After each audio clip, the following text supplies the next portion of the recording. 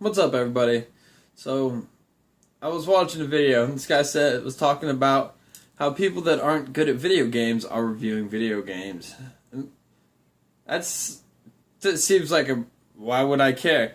Well, I don't really care if they're doing it like I do it on my YouTube platform, sort of just a personal, kind of like a personal blog, sort of vlog, just their sort of deal. But I think it matters when they're on very large platforms, so getting hundreds of thousands of views, affecting thousands and thousands, tens of thousands of opinions, that these people do the right thing in having somebody who's actually a gamer play it. Now, there's a lot of examples of where you could point to where these people don't play games. Games that are just reviled by the gaming community, the people who have given super high ratings to because they've been paid to give good ratings to the game. I'm sure at this stage they've gotten paid and been given the text of the review to make. They're just like, look, we've already got it written for you. Just take our money, put this out there, and you'll get paid twice for this review. You don't have to do nothing. And they're just passing them along. Not saying everybody does that. I'm saying I'm sure it's happened at least a few times already. That's why we need people who a little bit freaky about their video games. Like they're a little psychotic about their games. Like, you want to give me money, ruin my gaming integrity, and they'll just be like, no, and they'll totally ignore that person because it's against 100% against their interest to even be thinking of taking a bribe because of their passion for video games is very deep. I wasn't really a point I was going to make. It's just something I thought of, that we should give people who have real passion for their games, and they would take like pride.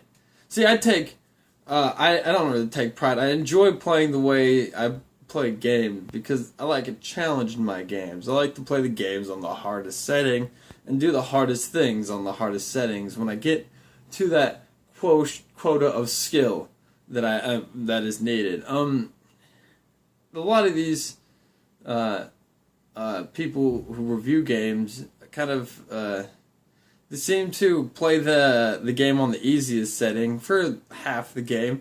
They don't really go to the completionist end of things, and I don't play every game to a completionist setting. But if I do truly like a game, I'm going to be putting hours and hours and hours and hours and hours into it over a course of years to get deep and really deeply into the game.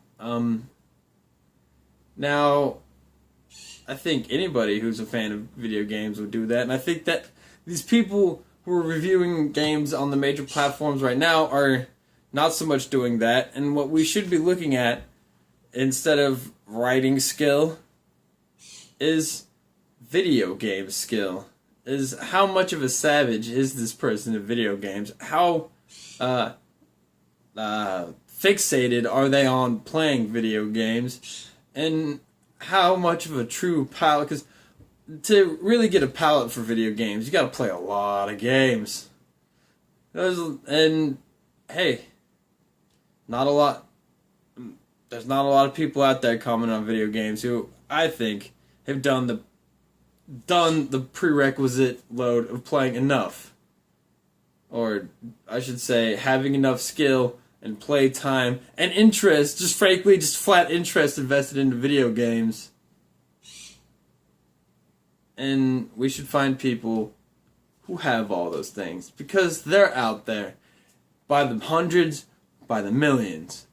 I'll catch y'all later.